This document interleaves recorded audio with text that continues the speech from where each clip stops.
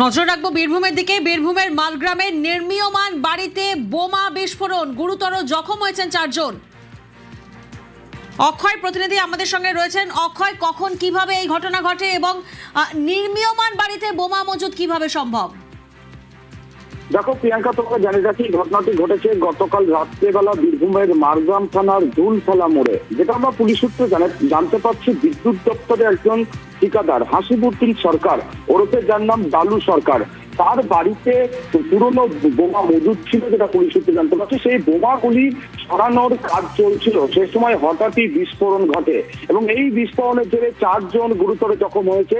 তাদের রামপুরহাট শহরে একটি বেসরকারি নার্সিংহোমে চিকিৎসার জন্য ভর্তি করা হয়েছে এবং এই ঘটনার তদন্তে নেমে মারগ্রাম থানার পুলিশ ওই বাড়ির মালিক হাসিবুদ্দিন সরকার, যার নাম ওরফে ডালু সরকার, তাকে গ্রেপ্তার করেছে এবং তার আরো এক সঙ্গী মিশন শেখ, তাকেও গ্রেপ্তার করেছে মারগ্রাম থানার পুলিশ। তবে এখানে প্রশ্ন উঠছে যে এতদিন ধরে কিভাবে একটি নির্মীয়মান বাড়িতে এই বোমাগুলি মজুদ রেখেছিল সেই নিয়ে। তবে এখনো পর্যন্ত পুলিশ বিভিন্ন এলাকায় তল্লাশি চালাচ্ছে যে এই ঘটনার সাথে কে বা কারা আরো যুক্ত আছে সেই নিয়ে। তবে এই নিয়ে কিন্তু এলাকায় এখন উত্তেজনা, চাঞ্চল্য সৃষ্টি হয়েছে, তার কারণ হঠাৎ করে এই মুহূর্তে যে বোমা বিস্ফোরণের ঘটনা ঘটেছে এবং তাদের অন্য কোনো উদ্দেশ্য ছিল কিনা সমস্ত বিষয় খতিয়ে দেখছে মারগ্রাম থানার পুলিশ। বেশ।